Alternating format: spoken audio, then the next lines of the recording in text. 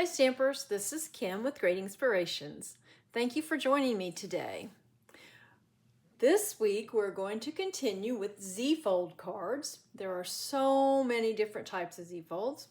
The first week of April we covered very basic Z-fold cards and an alternative score line for those cards. And last week we talked about double Z-folds and Z-fold cards with a band. Today we're going to talk about what I call a panel Z-fold card, because this card portion is all one piece and then you adhere it to a panel. And that panel is 5.5 by 4.25, and that's what makes it a regular Z-fold, or I'm sorry, a regular A2 size card. Too many alphabet letters there to contend with. Now, some of you may say, well, this looks an awful lot like that Z-fold with a band card. And you're right, because here that is, right here. So as you can see, they do resemble each other quite a bit. And as far as is there an advantage to one over the other? Not really. I could see if you had a limited piece of cardstock, you didn't have any more of it, and you wanted to make this style of Z-fold, you could do it this way, and then your band would be the same color as your cardstock for your card base, but then you would need to probably put a different, or put this card on a different panel, and that is what I have done here. I've used this color right here, which is petal pink, this peach color, for the panel of my Z-fold, but the card base is actually white. Now, another reason that you might do that is to change up, to add a different color, or to add another panel of the same color as maybe your pattern paper. Honestly, that's the only two advantages I can think of.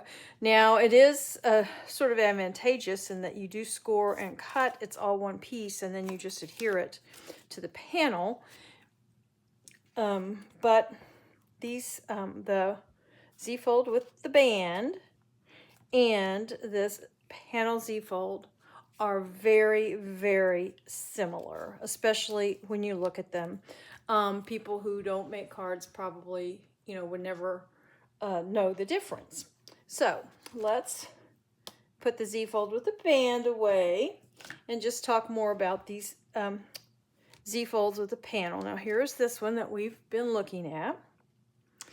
And I have on these used, of course, my card base. I use cardstock for mats, and then I put pattern paper on it. So these measurements, there's a lot of measurements. There's a lot of different spaces that you can cover with either pattern paper or, a cardstock, make a place for writing, a lot of places that you can stamp, add images. And as you can see, I've used two coordinating patterns of pattern paper. So there's just a lot you can do with these, but I just wanted to tell you about the measurements for these layers. You do not have to use both layers, and we'll talk about that a little more later. You can choose to use one or the other of them. The ones that are cardstock, you can decide that I use cardstock for. You can decide to use pattern paper for them, vice versa. That's all up to you. So don't let the 1/8 of an inch measurements for some of these pieces scare you off.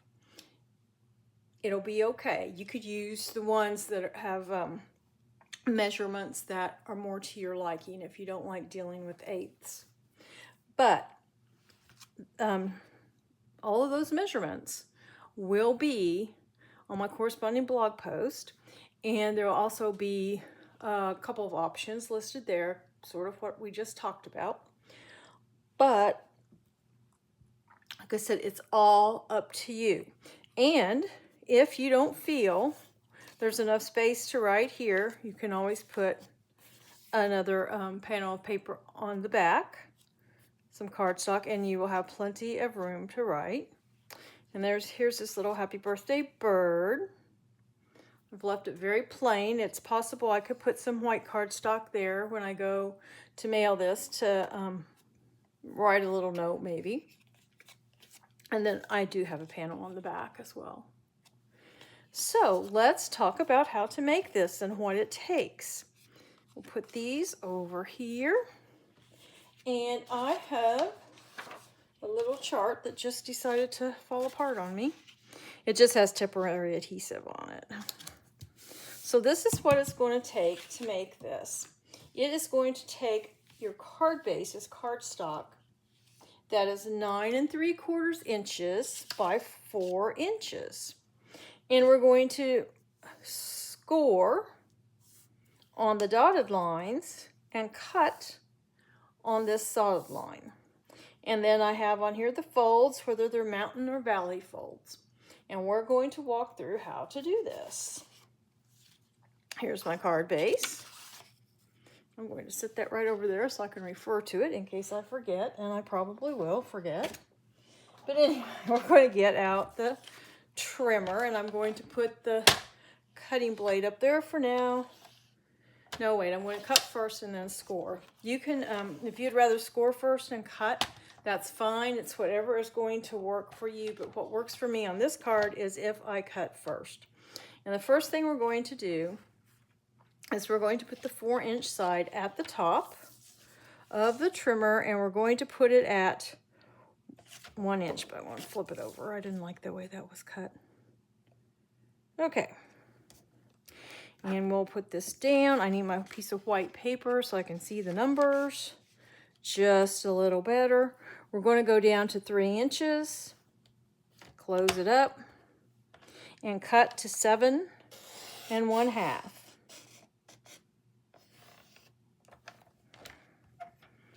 Okay, and now we're going to score. So we'll get the cutting blade out of the way, bring the scoring blade up, and with where we just cut, this cut section, put it at the bottom, put the other side at the top of your trimmer, and we're going to go to 3 inches. And we are going to score down to this cut line. So basically, we're going to score down to 3 inches. And I'm going to go over it a couple times. Down to 3 inches. Okay, now we're going to scoot it over to 5 1/4. And on this one, we're going to score from the top and clear through that cut line to the bottom of the page. So that's an easy one. Then we're going to move it over to 7 1/2. And then we're going to score from the bottom to the top, or to that cut line, and that is just 1 inch.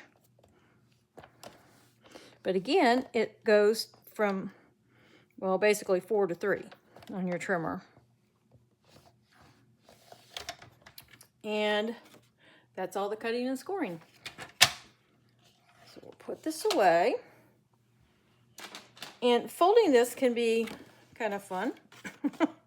So this right here, just this top part, we want to be a mountain fold. So I just kind of start it. And this needs to be a mountain fold. So I just kind of bend it. This is a valley. And then this one, did we do them all? Yep, that's it. So then when I kind of get them folded, just kind of bend them a little. Then I get serious about scoring them. Then I'll get the bone folder. And go over the score lines.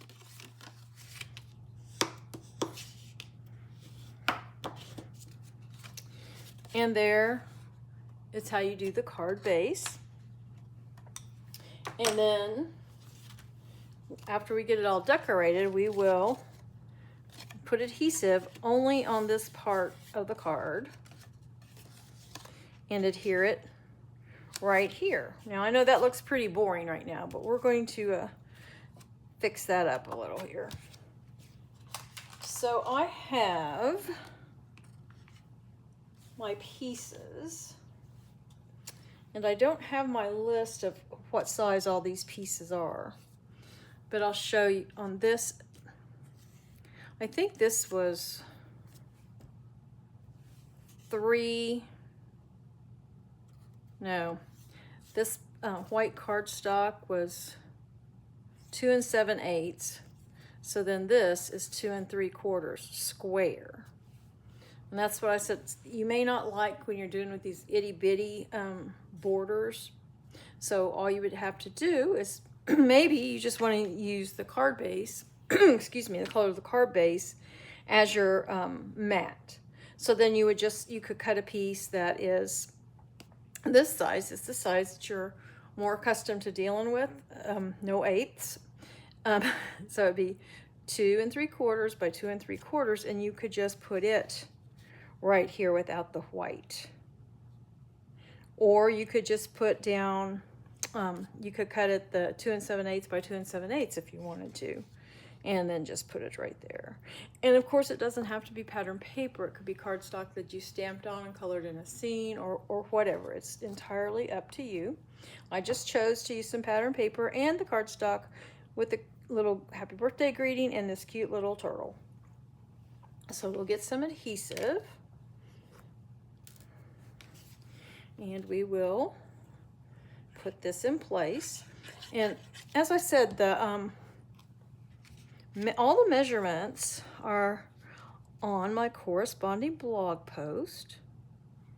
And this just goes right here. And then we have a piece right here that goes along the bottom. And again, you could just use pattern paper, or you could just use cardstock, or just whatever you wanted.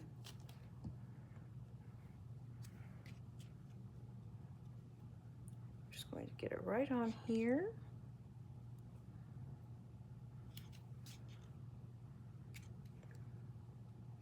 I can go up just a little.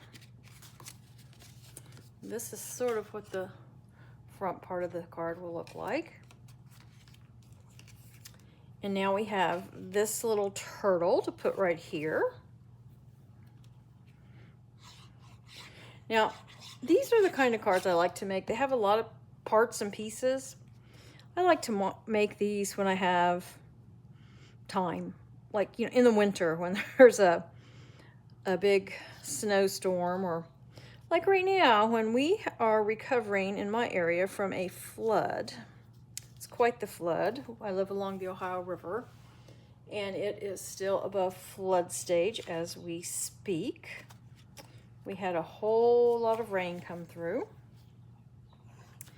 and everything outside is pretty wet, so it's good to be inside.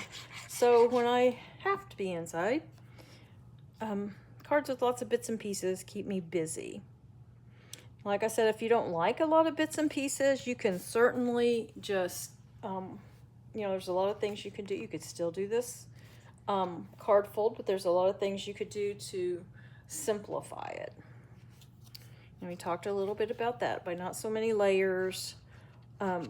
Also, you could stamp along here without putting any layered pieces on at all. That would be pretty, especially with some different background stamps and just little stamps that are around. That would be nice. So now we're just going to put this little piece on this section.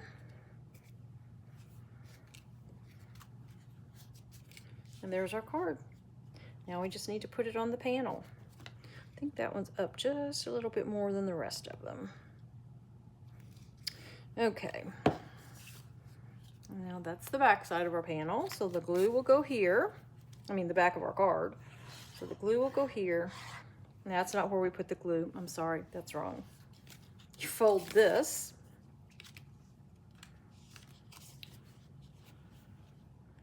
And we put the glue or adhesive just on this part. Nothing over here. Just the part on the front of it, it's to the right. So flip it over, and then you just put adhesive on that side. Okay, now let me see.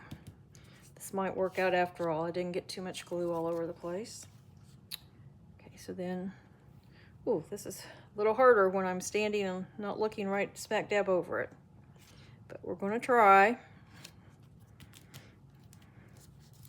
And there we go. There is the panel Z-fold card. And yes, it stands up, just like all the other Z-fold cards. So there's that one. We'll put this aside. And here's the bird birthday one, the butterfly one, and a turtle one. And did I make a Christmas one? Well, of course I did. And here it is. From our home to yours, happy Christmas wishes. And there's the panel on the back, sending holiday hugs. And there we go. Now all the supplies I used, like I said, the measurements and some tips and tricks will be found on my corresponding blog post, and the link to that blog post is located in the description of this video. Thank you for joining me, and until next time, stamp happy.